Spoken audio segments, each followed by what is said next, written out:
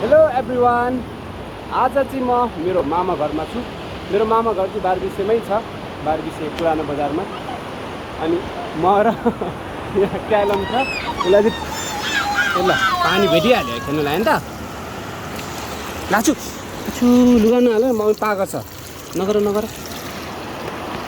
ल यहाँको दृश्य चाहिँ क्या रमाइलो छ कि यहाँको खोला छेउमै भोटेपछि खोला, भोटेपछि खोलाको छेउमा यहाँ क्यालम छोरा पानी मनपर्ने। आछु छु छु छु बाबु पानी नहाल, धेरै पानी नहाल, पानी नहाल। आछु आछु आछु आछु आछु आछु आछु जाने, अब जाने। ल यहाँ खेल्न आएको बाबुलाई डुलाउन आएको, खालि यहाँ बजेकोमा जाने भन्छ अनि माकोमा, अनि पानी खेल्न जाने भन्छ माथि कौसीमा। अनि खेल्यो, अलिअलि भिजायो। अब हामी यहाँ निस्किन्छौँ।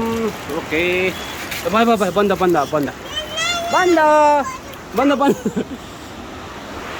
सो बारबिसेको भ्यू हेर्नुहोस्, पुरानो बजार मेरो मामा घरबाट। तपाईँहरू कहाँबाट हेर्दै हुनुहुन्छ प्लिज कमेन्ट गर्नु होला कमेन्ट बक्समा। मेरो घर चाहिँ देख्दैन रहेछ यहाँनिर ठ्याक्कै